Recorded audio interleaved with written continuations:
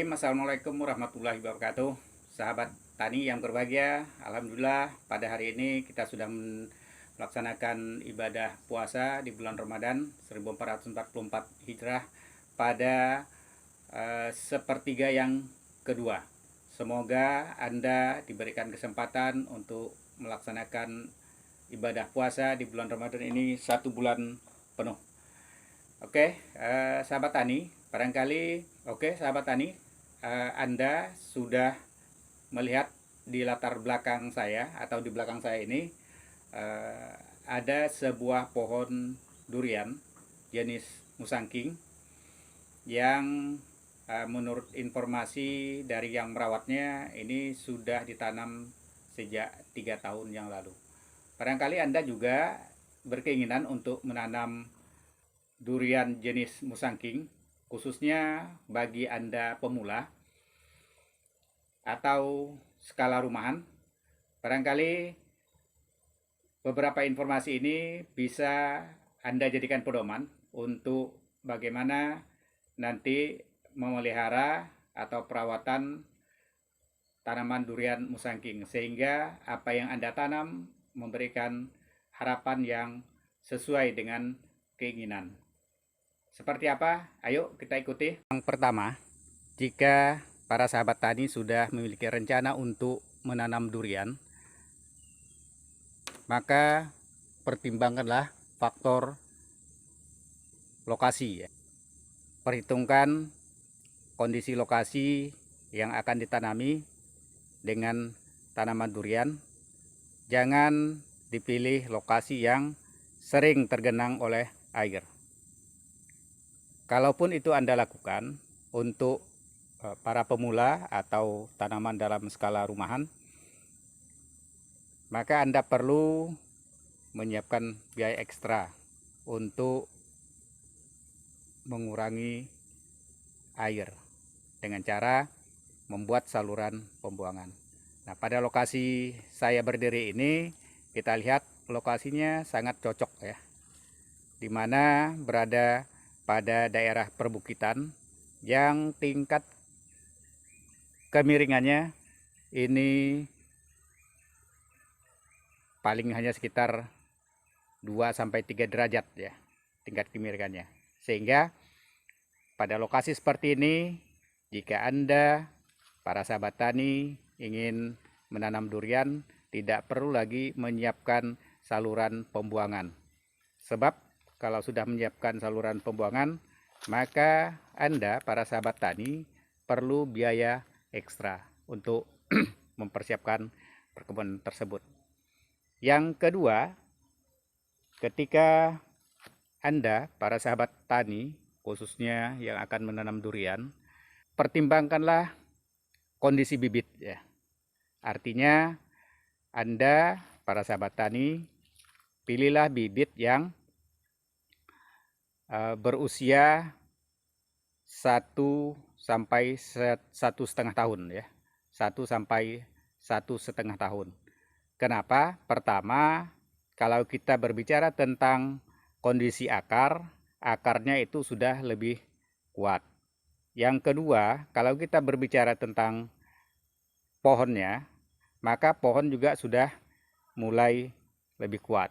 Yang ketiga, tinggi itu berkisar antara 80 sampai 100 cm. Nah, itu yang kalau saya kemarin menanam yang sangat ideal ya. Nah, yang ketiga adalah dengan kondisi umur yang demikian, maka tingkat ketahanan terhadap perubahan cuaca ketika kita tanam itu sudah terasa lebih kuat ya. Tanaman itu lebih mudah untuk menyesuaikan diri terhadap perubahan cuaca di lingkungan sekitar. Jangan Anda pilih bibit yang seperti ini, yang usianya antara 5 sampai 8 bulan, karena rawan dengan penyakit.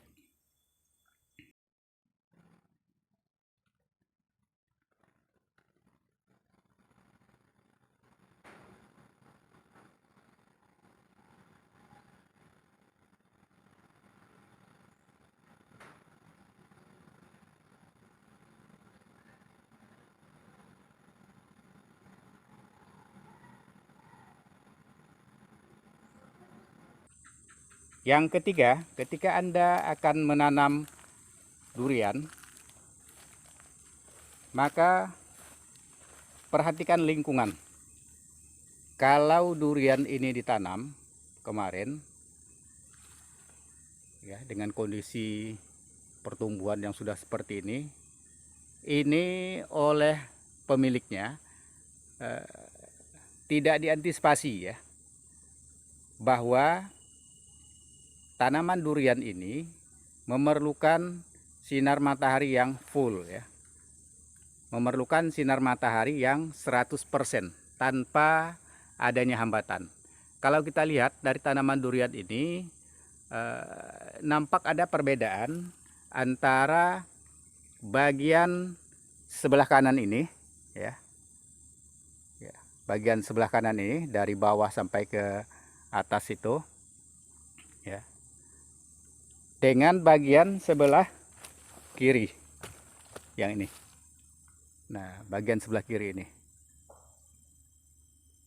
jadi terlihat perbedaan bahwa sebelah kiri ini jumlah cabang ini lebih sedikit dibandingkan dengan di sebelah kanan. Faktor penyebabnya adalah bahwa sebelah kanan ini dia mendapatkan sinar matahari tanpa adanya hambatan. Jadi kalau mulai siang sampai dengan sore ini full mendapatkan sinar matahari dari sebelah sana, ya. Nah, ini sawitnya jauh, ada sekitar 30 meteran itu, ya, 30 meteran. Jadi ini mendapatkan sinar matahari, tidak ada hambatan, full, sehingga pertumbuhan dahan pun juga sudah maksimal. Sementara sebelah kiri yang ini, sebelah kirinya yang ini mendapatkan sinar matahari tidak full karena dihambat oleh adanya tanaman karet di depannya. Nah, ini syukur saja kemarin ketika saya sarankan sebaiknya karet itu ditebang saja. Ini sudah 2 pohon yang ditebang, ya. Sudah 2 pohon yang ditebang kemarin. Nah, ini pun saya sarankan perlu lagi ditebang. Yang itu 1, kemudian yang itu 2 batang karet, yang itu 3, 4, 5, bahkan yang ini juga harus dipotong ini. Nah, supaya apa? Supaya tanaman durian ini mendapatkan sinar matahari yang maksimal. Ini nyata sekali, ya, perbedaan pertumbuhan antara bagian yang mendapatkan sinar matahari dengan bagian yang tidak mendapatkan sinar matahari. Nah, itu yang perlu Anda, para sahabat tani, perhitungkan. Tidak jauh berbeda dengan ini pertumbuhannya. Kalau durian ini sebelah kanan saya ini, yang saya tunjuk ini, juga pertumbuhan dahannya tidak maksimal, ya. Pertumbuhan dahan tidak maksimal. Sementara yang sebelahnya, sebelah kiri dari pohon primernya itu, sebelah kirinya itu pertumbuhannya lebih maksimal. Nah, pertumbuhannya lebih maksimal. Kenapa? Persoalannya sama juga dengan yang pertama tadi, bahwa tanaman durian ini mendapatkan sinar matahari ada yang maksimal dan tidak maksimal. Nah, menurut informasi yang merawat tanaman ini, bahwa sebenarnya pada awalnya pertumbuhan tanaman durian ini lebih pesat pada awalnya dibandingkan dengan durian yang ini tadi. Nah, dibandingkan dengan durian yang ini.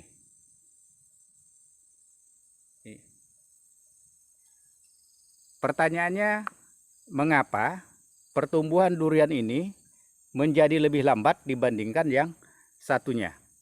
Ternyata menurut informasi dari yang merawat bahwa ketika sekitar 2 tahun yang lalu, ketika di lokasi ini ada event gastrek, Maka ini kan di samping pohon ini ada MCK, ini ada jamban, ini ada jamban, sehingga air limbah dari jamban ini kemarin informasinya itu sempat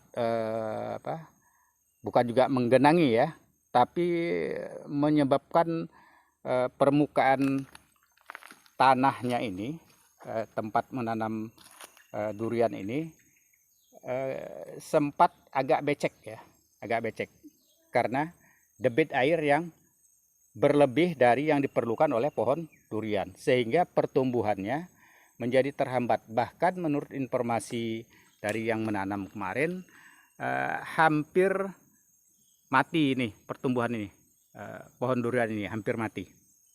Nah, oleh si pemelihara ini ditata kembali airnya, maka ini sudah dibuatkan saluran ya, saluran pembuangan sampai ke ujung ada sekitar 10 meteran, itu dibuatkan saluran pembuangan sehingga nanti air tidak lagi menggenangi pada bagian sekitar durian ini. Nah, walaupun tadi saya sudah katakan bahwa tingkat kemiringan ini cukup rendah ya, antara 2 sampai 3 derajat tingkat kemiringannya. Nah, ini yang jadi perhatian juga adalah bahwa tanaman ini memang perlu air, tapi tidak perlu air yang tergenang. Berikutnya yang Anda perlu perhatikan adalah bahwa ketika menanam durian, maka dipastikan tanaman ini tidak mendapatkan gangguan dari akar-akar tanaman di sekitarnya. Ini pohon yang ketiga yang saya perlihatkan. Yang pertama tadi itu yang paling ujung, yang paling tinggi ya, yang paling tinggi. Kemudian yang kedua yang ini, yang dekat dengan saya. Kemudian yang ketiga. Nah, pertumbuhan tinggi ini tidak seragam. Apakah menanamnya pada waktu yang berbeda? Ternyata menurut yang merawat ini tidak ya. Ini 3 pohon ditanam pada waktu yang bersamaan. Pertanyaannya, mengapa pertumbuhan tinggi atau perkembangannya ini tidak sama ya antara pohon yang pertama tadi, pohon kedua, dan pohon yang ketiga? Nah, apa faktor penyebabnya? Pertama tadi saya sudah menyampaikan informasi bahwa ketersediaan sinar matahari ya. Nah, diupayakan nanti ketika para sahabat tani akan menanam durian, dipastikan bahwa tanaman durian ini mendapatkan sinar matahari yang sesuai dengan kebutuhan. Jangan ada hambatan-hambatan ketika akan mendapatkan sinar matahari. Yang kedua, faktor air. Jangan sampai nanti di sekitar pangkal durian ini menjadi becek ya, karena kelebihan air. Maka perlu ditata airnya sehingga tidak berlebih ya. Nah, kemudian yang ketiga, kenapa ini yang paling rendah dari 3 pohon tadi? Nah, kita dapat melihat bahwa di sekitar tanaman durian ini ada pohon karet ya. Ada pohon karet ini. Nah, ada pohon karet. Jadi kalau pohon yang pertama tadi jarak antara durian dengan karet itu ada sekitar 3 atau 4 meter, sudah seperti itu pertumbuhannya. Kemudian sebenarnya yang agak bagus ini yang kedua tadi, karena kondisinya sudah lebih jauh dari tanaman karet. Nah, kemudian yang ketiga ini, kenapa pertumbuhannya baru sekian ini? Hanya mungkin tinggi dari permukaan tanah ini hanya sekitar 80 cm ya dari permukaan tanah, dari pangkalnya ini permukaan tanah sampai ke ujungnya ini hanya sekitar 80 cm. Pertanyaannya, kenapa pertumbuhan tingginya lebih lambat? Barangkali persoalannya adalah bahwa tanaman durian ini kalah persaingan dalam mendapatkan nutrisi untuk perkembangan atau untuk tumbuh kembang dari tanaman durian ini. Kenapa saya katakan seperti itu? Pertama, ini kurang mendapatkan asupan sinar matahari yang cukup ya, karena dikelilingi oleh tanaman karet. Yang kedua, bahwa tanaman durian ini kalah bersaing dalam mendapatkan nutrisi, karena di sekelilingnya ini ada tanaman karet ya. Ada tanaman karet yang sudah berproduksi, dan kita pastikan bahwa tanaman karet ini akarnya sudah menjalar kemana-mana. Nah, sehingga durian ini yang ditanam lebih lambat, yang lebih belakangan daripada tanaman karet, akarnya itu belum bisa bersaing untuk mendapatkan makanan dibandingkan dengan akar tanaman karet. Nah, ini sahabat tani, para pemula, bagi Anda yang akan menanam durian, barangkali ini bisa dijadikan patokan ya, sehingga tanaman yang Anda tanam nanti memberikan harapan yang sesuai dengan apa yang diinginkan. Minimal itu, paling tidak kalau maksimal perawatannya, mudah-mudahan juga hasilnya akan lebih banyak. Jadi sekali lagi saya ulangi bahwa ketika Anda, para sahabat tani, akan memelihara tanaman durian, yang pertama perhatikan lokasi, yang kedua perhatikan pencahayaan dari sinar matahari, yang ketiga perhatikan persaingan akar untuk mendapatkan makanan. Barangkali itu sementara para sahabat tani yang dapat saya informasikan. Semoga memberikan manfaat bagi sahabat tani yang akan bertanam durian. Terima kasih. Wassalamualaikum warahmatullahi wabarakatuh. Salam durian Musangking.